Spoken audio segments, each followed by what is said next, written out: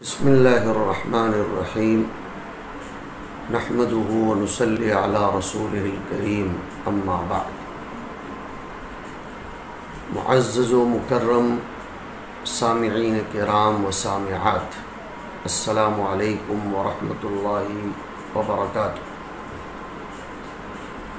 آج کی اس دوسری نشست میں ہم رمضان کے روزوں کی حکمتوں پر کلام کریں گے۔ ہم سب نے بچپن سے سنا ہے کہ فعل الحکیم لا یخلو عن الحکمت۔ اللہ تبارک و تعالی بہت بڑے حکیم ہیں، بلکہ وہ احکم الحاکمین ہیں۔ ان کا کوئی امر حکمت سے خالی نہیں ہوتا۔ ان کی جہاں ایک شان حاکمانہ ہے، وہیں ان کی ایک شان حکیمانہ بھی ہے۔ وہ اپنے بندوں کو کبھی اپنی الوہیت، تجلی اور شان جلالی کے اظہار کے لیے شان حاکمانہ بتاتے ہیں، تو کبھی شفقت و رحمت، جود و کرم اور اپنی طرف سے بندوں پر محبت کرتے ہوئے شان حکیمانہ کا بھی اظہار کرتے ہیں۔ چنانچہ رمضان کے روزوں کی حکمتوں میں اللہ تعالیٰ نے ایک حکمت تو لعلکم تتقون ارشاد فرمائی، لیکن اس تتقون اور اس کی جامعیت کے پیش نظر علماء کرام نے کتاب و سنت کی روشنی میں رمضان کے روزوں کی کئی ایک حکمتیں ارشاد فرمائی ہیں، لیکن ان میں سے چند آج کی نشست میں آپ کے سامنے ذکر کی جائیں گی، اس لیے کہ انسان کی طبیعت اور اس کی نفسیات میں یہ چیز شامل ہے کہ جب اس کے سامنے کسی چیز کی حکمتیں، اس کے فوائد، اس کے مصالح آ جائیں تو وہ اس کی طرف جلدی مائل ہوتا ہے، اور اس امر کا جھیلنا، اس کا تحمل کرنا اس کے لیے آسان ہو جاتا ہے۔ آئیے ہم دیکھتے ہیں۔ پہلی حکمت رمضان کے روزوں کی ہے تزکیہ نفس، انسان کے نفس کو مزکہ، مجلہ، پاک، صاف کرنا، بالخصوص بطر اور عشر سے اس کو پاک اور صاف کرنا۔ کیا مطلب اس کا؟ انسان طبعی طور پر، فطری طور پر جس فطرت اور طبیعت کی طرف فرشتوں نے اس کی تخلیق کے موقع پر اشارہ کیا تھا کہ اتجعل فیہا من یفسد فیہا ویسفک الدماء، اس کی طبیعت میں فخر ہے، خیلاء ہے، طغیان ہے، شرارت ہے۔ اب جب وہ کسی بھی چیز کی اشتہا کرتی ہے اس کی طبیعت، تو وہ اس کو پانے کے لیے ہر ممکن تک دو اور اس کی کوشش کرتا ہے۔ اس کے مقابلے میں جب وہ روزہ رکھتا ہے تو یہ روزہ اس کی شہوت کو، اس کی طبیعت کے تقاضے کو توڑ دیتا ہے۔ فَإِنَّهُ لَهُ وِجَاءٌ، حضور اکرم صلی اللہ علیہ وسلم نے ارشاد فرمایا، روزہ اس کے اندر اس کے ضعف، اس کے عجز، اس کے احتیاج کا احساس پیدا کرتا ہے، اور اس کے اندر ایک خاص قسم کی فیلنگ اور سینس کو پروڈکٹ کرتا ہے، اس کو کریٹ کرتا ہے کہ میں چاہے کتنا بھی بڑا ہوں لیکن عاجز ہوں، مجھے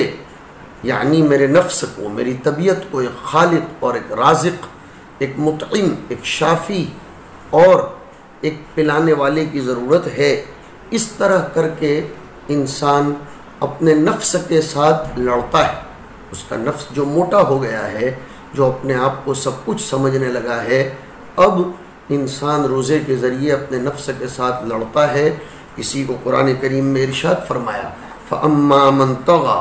وَآثَرَ الْحَيَاةَ الدُّنْيَا فَإِنَّ الْجَحِيمَ هِيَ الْمَأْوَى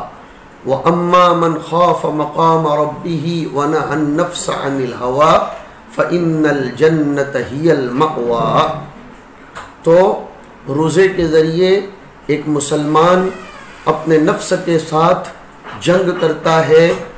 اور اس کی زمام کو، اس کی لگام کو اپنے قبضے میں کر لیتا ہے، اور پھر وہ اس کو بے لگام چھوڑنے کے لیے کسی بھی صورت میں تیار نہیں ہوتا، اور پھر وہ شان ملکوتیت تک پہنچتا ہے۔ دوسری حکمت بزرگوں نے بیان فرمائی کہ روزے کے ذریعے شیطان کے مجاری، شیطان کے مداخل اور اس کے جو منافذ ہیں انسان کے جسم میں، وہ جن راستوں سے داخل ہوتا ہے ان راستوں کی تضییق، ان کو نیرو اور ان کو تنگ کر دیا جاتا ہے۔ حدیث شریف میں متفق علیہ روایت میں آیا جس کے راوی حضرت انس و صفیہ ہے کہ ان الشیطان یجری من الانسان مجرى الدم، شیطان انسان کے اندر ایسے چلتا ہے جیسے کہ خون دوڑتا ہے۔ اب جب انسان روزہ رکھے گا تو شیطان کے وسوسے ٹوٹیں گے، اس کی شہوت کی جو حدت اور اس کی جو طاقت اور اس کا طیش اور اس کی جو زور پنا ہے وہ ختم ہوگا۔ اب شیطان کوئی راستہ ہی نہیں پائے گا جس کے ذریعے وہ قلب انسان تک نفوذ اور دخول کر سکے۔ چہ جائے کہ دوسری طرف اللہ رب العزت نے انہی شیاطین کو رمضان کے صدقے طفیل اور اس کی برکت سے سلاسل میں، بیڑیوں میں اور زنجیروں میں بند کر دیا ہے۔ جب انسان شیاطین کے نفوذ و اثر سے ہٹ جائے گا، خالی ہو جائے گا، تو اب وہ رحمان کے ساتھ کے تعلق کی حلاوت کو پائے گا۔ شیطان کا کنیکشن جب اس کے ساتھ لوز ہو گیا تو اب اللہ کا کنیکشن اس کے اندر اسٹرانگ اور پاورفل ہو جائے گا، اور شیطان کی تزیین سے جب وہ دور ہو گیا تو اب وہ رمضان کے بعد بھی اس مشق و تمرین کی شکل میں کوشش کرے گا کہ وہ اللہ رب العزت کے ان بندوں میں سے بنے جن کے باب میں خود شیطان یہ کہنے پر مجبور ہوا تھا کہ فَبِعِزَّتِكَ لَأُغْوِيَنَّهُمْ أَجْمَعِينَ إِلَّا عِبَادَكَ مِنْهُمُ الْمُخْلَصِينَ۔ تیسری حکمت روزوں کی یہ ذکر کی گئی کہ روزہ انسان کے دل کو شواغل دنیویہ سے خالی کر دیتا ہے، اور جب شواغل دنیویہ سے انسان کا دل خالی ہوتا ہے تو پھر دنیا میں اس سے جو چاہا گیا ہے تفکر، تدبر، قوت فکریہ کا استعمال، اس پہ وہ لگتا ہے۔ اسی لیے اہل عرب کے یہاں ایک مقولہ مشہور ہے، اِذَا امْتَلَأَتِ الْمِعْدَةُ خَمِدَتِ الْفِكْرَةُ، کہ جب معدہ بھر جاتا ہے تو اس کی قوت فکریہ سرد پڑ جاتی ہے، ٹھنڈی پڑ جاتی ہے۔ جب معدہ بھرا ہوا ہوتا ہے وہ ٹھوس ٹھوس کر کھا لیتا ہے تو پھر وہ اپنی قوت فکریہ کا استعمال نہیں کر پاتا ہے۔ حضرت مقدام ابن معدی کرب رضی اللہ تعالیٰ عنہ ایک روایت میں فرماتے ہیں جس کو مسند احمد، ترمذی اور ابن ماجہ علیہم الرحمٰن نے نقل فرمایا کہ انسان جس برتن کو بھرتا ہے اس میں بدترین برتن اس کا پیٹ ہے۔ حضرت مقدام ابن معدی کرب حضور اکرم صلی اللہ علیہ وسلم کی روایت نقل فرماتے ہیں کہ ابن آدم کے لیے اتنے ہی لقمے کافی ہیں جس سے اس کی پیٹھ درست ہو سکے، سیدھی ہو سکے۔ اگر اس کو کھانا ہی ضروری ہے تو وہ 3 حصے کرے، ثلث طعام، ثلث شراب اور ثلث لنفسہ، ثلث لطعام و ثلث لشراب و ثلث لنفسہ، اس کے سانس کے لیے۔ اور ایک حکمت چوتھی یہ بھی ہے کہ روزے کے ذریعے انسان اللہ کا تقرب حاصل کرتا ہے، اللہ کے قریب ہوتا جاتا ہے۔ وہ کس طور پر کہ جب وہ اپنے محبوبات کو، اپنی مطعومات کو، اپنی مشروبات کو، اپنی مرغوبات کو، اپنی مشتہیات کو چھوڑ دیتا ہے اور وہ صرف کمال عبودیت کے لیے اللہ کی ذات پر ایمان اور یقین رکھتے ہوئے، جس کی طرف حدیث میں ارشاد آیا من صام رمضان ایمانا واحتسابا، خوفا نہیں، جوعا نہیں، فقر و فاقہ کے طور پر نہیں، خشیت املاق نہیں، لاک ڈاؤن کی وجہ سے نہیں، بلکہ ایمانا واحتسابا، اللہ کے پاس کی نعمتوں کو حاصل کرنے کی نیت سے، اس لیے کہ انسان کی طبیعت میں ہے، انسان کبھی بھی کسی چیز کو چھوڑتا نہیں جب تک کہ اس کو اس سے بڑی چیز ملنے کی امید نہ ہو۔ مومن جب یہ سمجھتا ہے کہ اللہ کی رضا میرے مشتہیات کو چھوڑنے میں ہے، اور جن مشتہیات کے اوپر میں مجبول، مفطور اور مخلوق کیا گیا ہوں، جب تک میں اس کو چھوڑوں گا نہیں تب تک میں رضائے رب تک پہنچوں گا نہیں۔ اب رمضان میں 12، 15، 18 گھنٹے جیسے جیسے بلاد کے اپنے جغرافیائی حالات ہیں، سورج کے طلوع و غروب کا حال ہے، وہ اتنے گھنٹے جب چھوڑتا ہے تو وہ اللہ تعالیٰ کا تقرب حاصل کر لیتا ہے، اور تقرب الہی سے بڑھ کر کوئی نعمت نہیں ہو سکتی۔ وَرِضْوَانٌ مِّنَ اللَّهِ أَكْبَرُ ذَلِكَ هُوَ الْفَوْزُ الْعَظِيمُ، یہی تو وہ مزدِ جا فضا ہے، اور یہی تو وہ خوشخبری ہے جس کے انتظار میں وہ اپنی زندگی گزارتا ہے۔ اور پھر اس کو کہا جاتا ہے یا ایتھا النفس المطمئنہ، اے وہ نفس جو روزوں کی حالت میں بھی اطمینان پاتا تھا، نماز میں بھی اطمینان پاتا تھا، اب ارجعی الی ربک راضیۃ مرضیہ۔ پانچویں حکمت علماء نے بیان فرمائی کہ روزہ تقوی پیدا کرنے کا سبب بنتا ہے، اور تقوی انسان کی زندگی کا محور اور اس کا مرکز ہے۔ اوامر و نواہی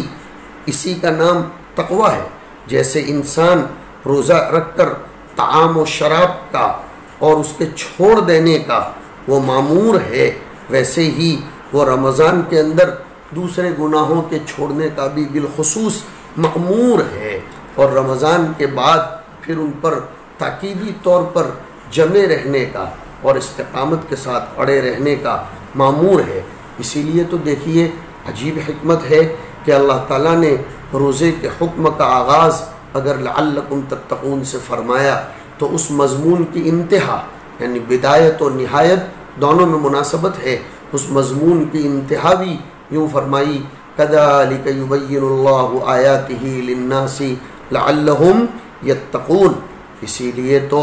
حدیث میں آیا کہ من لم یدع قول الزور والعمل به فلیس للہ حاجۃ فی ان یدع طعامہ وشرابہ۔ اس لیے روزے دار جتنا ارادہ کرتا ہے کسی معصیت کا تو اس کو یہ تذکر ہوتا ہے، تیقظ ہوتا ہے کہ میں تو روزے دار ہوں، وہ اس سے امتناع کر لیتا ہے، رکتا ہے۔ چھٹی حکمت یہ ہے کہ روزے کے ذریعے انسان اخلاص کی مشق پیدا کرتا ہے۔ وہ کس طور پر کہ روزے کی حالت میں اس کے گھر کے اندر بہت شہی، لذیذ، نفیس، عمدہ کھانا موجود، خوشبودار شربت موجود، اور مختلف قسم کے پھل فروٹ اس کے سامنے موجود ہے، پھر بھی وہ جوع کو اور اسی طریقے سے اپنی پیاس کو، اپنی شہوت کو تحمل کرتا ہے، اس کو برداشت کرتا ہے، اس کے قریب نہیں ہوتا، اللہ کے خوف کی بنیاد پر، اللہ تعالیٰ کی عظمت کے مراقبہ اور اس کے استحضار کی بنیاد پر۔ جب مسلمان اس معنی کا غور کرتا ہے اور وہ اس معنویت کو سوچتا ہے تو یہی چیز پھر دیگر معاشی کے بارے میں بھی اس کے سامنے آتی رہے گی کہ حلال چیزوں سے جب میں اپنے اللہ کا مراقبہ کرتے ہوئے اور اس کے روکنے کی وجہ سے رک گیا رمضان میں، تو پھر حرام چیزوں سے تو مجھے بدرجہ اولا رکنا چاہیے۔ وہ جیسے جلوتوں میں رمضان کے اندر حلال چیزوں سے رکتا ہے، وہ رمضان کے بعد خلوتوں میں حرام چیزوں سے رکنے کی بھی اس کے اندر عادت پڑے گی۔ اسی لیے ایک عربی کے شاعر نے کہا وَإِذَا خَلَوْتَ بِظُلْمَةٍ فِي رَيْبَةٍ وَإِذَا خَلَوْتَ بِظُلْمَةٍ فِي رَيْبَةٍ وَالنَّفْسُ دَاعِيَةٌ إِلَى الْعِصْيَانِ، کہ جب تم تاریکی کے اندر کسی گناہ کے لیے خلوت میں پڑ جاؤ اور نفس تم کو عصیان کی طرف بلاتا بھی ہو، فَاسْتَحْيِ مِن نَظْرِ الْإِلَٰهِ وَقُلْ لَهَا، تو ایسے موقع پر اللہ تم کو دیکھتا ہے، اس تصور کو دیکھ کر باز آ جاؤ، شرم کرو اور اپنے نفس سے یہ کہہ دو کہ ان الذی خلق الظلام یرانی، کہ جس نے یہ تاریکی کو پیدا کیا ہے جس کی وجہ سے میں گناہوں کے کرنے پر اب تیار ہو رہا ہوں، یہ سوچ کر کہ کوئی نہیں دیکھتا، لیکن تاریکی کو پیدا کرنے والا تو مجھ کو دیکھتا ہے۔ ساتویں حکمت علماء کرام نے یہ بیان فرمائی کہ روزے کے ذریعے انسان حلم پر، عزم غیظ پر، غصہ دبانے پر، برداشت کرنے پر عادی ہو جاتا ہے، لوگوں کی طرف سے آنے والی تکلیفوں کے جھیلنے کا بھی عادی ہو جاتا ہے۔ اسی لیے تو روایت میں فرمایا گیا کہ اگر تم سے روزے کی حالت میں کوئی لڑنے بھی آئے تو اس سے کہہ دو کہ میرا روزہ ہے۔ اس طرح کرتے کرتے اس کے اندر غصہ پینے کی، لوگوں کی طرف سے آنے والی ایذاؤں کو تحمل کرنے کی عادت ڈل جائے گی، پھر پورا سال وہ اسی طرح چلے گا۔ اسی لیے تو حضرت شیخ نور اللہ مرقدہ نے لکھا، جس کا رمضان اچھا گیا اس کا پورا سال بھی باذن اللہ اچھا جائے گا۔ 8ویں حکمت علماء نے بیان کی کہ روزہ مسلمانوں کی وحدت اور ان کے اجتماعی کلمے کا مظہر ہے، اس لیے کہ تمام مسلمانوں کو لوگ دیکھتے ہیں کہ یہ سب کے سب ایک ساتھ بھوکے ہیں، سب کے سب ایک ساتھ روزہ چھوڑتے ہیں، سب کے سب ایک ساتھ روزہ رکھتے ہیں، سب کے سب ایک ساتھ تراویحوں میں جمع ہوتے ہیں، اور وحدت مسلمین یہ شعار اسلام ہے۔ لوگ جب مسلمانوں کو ایک ہی وقت میں افطار کرتے ہوئے اور ایک ہی وقت میں سحور کرتے ہوئے دیکھتے ہیں تو ان پر مسلمانوں کی اجتماعی کیفیت کا ایک رعب، دبدبہ، ایک غلبہ پیدا ہوتا ہے۔ بالخصوص اس زمانے میں اس کی شدید ترین ضرورت ہے۔ ایک نویں حکمت علماء نے بیان فرمائی کہ روزے کے ذریعے اللہ رب العزت کی نعمتوں کا شکریہ کرنے کی انسان کے اندر توفیق اور داعیہ پیدا ہوتا ہے۔ یہ انسان کی نفسیات، سائیکالوجی اور اس کی عادت ہے کہ قدر نعمت بعد زوال یا قدر نعمت بعد نعمت، بعد زوال بھی اور بعد نعمت، انسان کو اللہ رب العزت کی طرف سے عطا کردہ نعمتوں کی قدر تب ہوتی ہے جب وہ نعمتیں نہیں ہوتی یا وہ نعمتیں دور ہو جاتی ہیں، جب وہ اس کو مفقود پاتا ہے یا ان لوگوں کے ساتھ اختلاط کرتا ہے جو اس کو مفقود کرتے ہیں، تو پھر اس کو اللہ تعالیٰ کی نعمتوں کے شکریے کی توفیق ہوتی ہے۔ اب جب رمضان کے روزے کے اندر وہ بھوک اور پیاس کو برداشت کرے گا تو اس کو اللہ تعالیٰ کی نعمت طعام و شراب اور نعمت لذت کا احساس ہوگا، اور جب احساس ہوگا تو اس کو شکرانے خداوندی کی بھی توفیق ہوگی۔ گویا رمضان شہر الشکر بھی۔ 10ویں حکمت ہے شہر الصبر ہے، اس میں انسان کو صبر کرنا پڑتا ہے۔ صبر کی 3 قسمیں ہیں، الصبر علی الطاعت،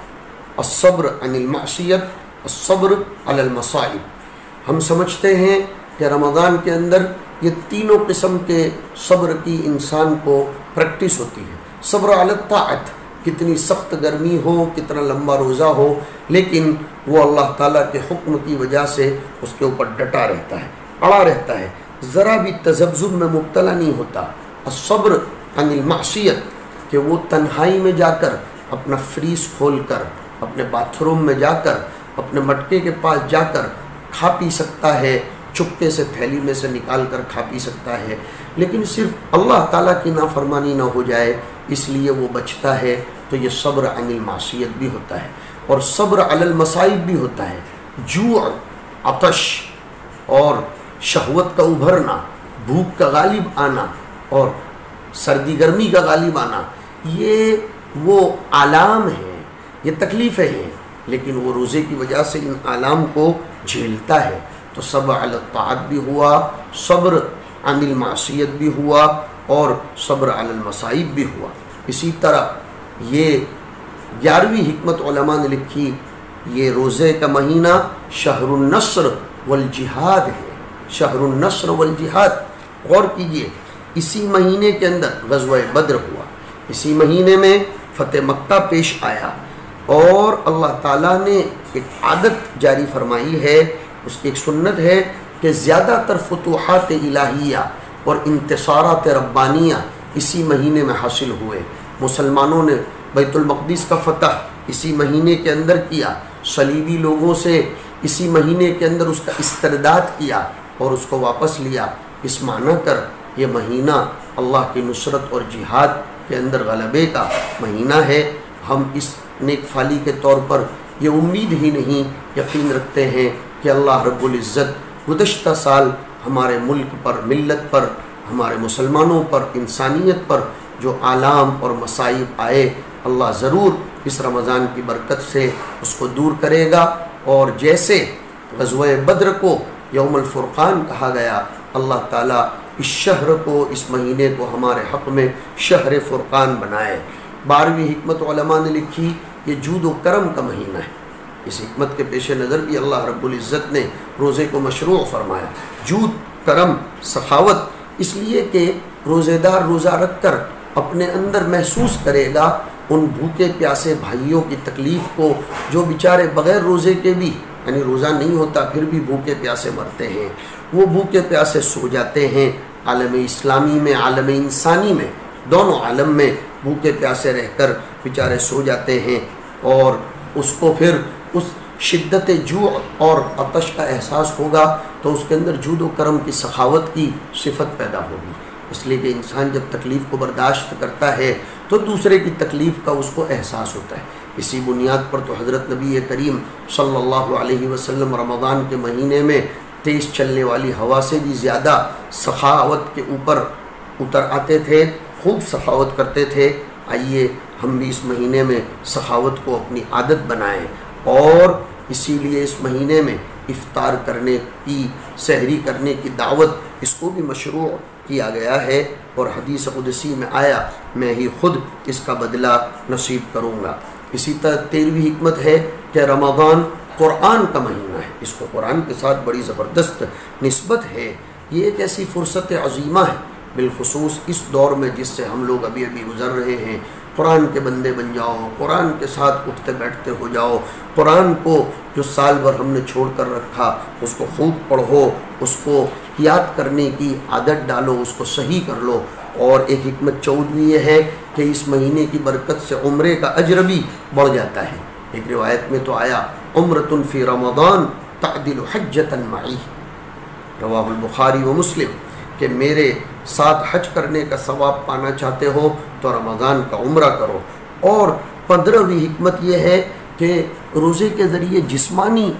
جسمانی فائدے بھی ہیں، صحت کے بھی فائدے ہیں۔ لوگوں نے اس پر ریسرچ کیا ہے، اس لیے کہ نبی کریم صلی اللہ علیہ وسلم نے ایک روایت میں فرمایا، سومو تصحو، روزے رکھو تندرستی پاؤ۔ ابھی کچھ امریکہ کے ڈاکٹروں نے ریسرچ کیا کہ انسان کے جسم میں کچھ فضلات پیدا ہوتے ہیں، کچھ زائد الضرورت ایسی چیزیں بنتی ہیں اور پیدا ہوتی ہیں کہ اگر انسان اس کو خارج نہ کرنے پائے یا اس کی موت نہ ہونے پائے تو پھر وہ کینسر کا، مہلک بیماریوں کا ذریعہ اور سبب بن جاتی ہے۔ اب روزے کے ذریعے انسان کو جب بھوکا رکھا جاتا ہے، اس کا معدہ جب شدید قسم کی بھوک کو محسوس کرتا ہے تو ایسے فضلات جو اندر کینسر اور مختلف قسم کی بیماریوں کا سبب بنتے ہیں، معدہ ان کو کھا لیتا ہے، اس کو چوس لیتا ہے، اس کو ختم کر دیتا ہے۔ اور یہ باتیں دنیا بھر کے اطباء نے تسلیم کی کہ روزے کی برکت سے بہت سی بیماریوں سے بھی انسان کی حفاظت ہو جاتی ہے۔ نبی کریم صلی اللہ علیہ وسلم نے اسی کی طرف ارشاد فرمایا کہ سومو تصحو، روزہ رکھو تو تم تندرست بنو گے۔ اللہ تعالیٰ ان حکمتوں کے استحضار کے ساتھ ہمیں روزے کے اندر کی معنویت نصیب فرمائے۔ لیکن ایک بات کی طرف اشارہ کروں کہ حکمتیں ہیں، اصل مدار حکم علت ہے، اور وہ ہے اللہ رب العزت کا حکم۔ ہمیں تو اس کے عشق میں ڈوب کر، اس کی محبت میں ڈوب کر شان ملکوتیت، فرشتوں جیسی صفت پیدا کرنے کے لیے روزہ رکھنا چاہیے، تاکہ ہمیں اللہ تعالیٰ کا قرب حاصل ہو۔ وصلی اللہ وسلم علی نبینا و مولانا محمد وعلی آلہ وصحبہ۔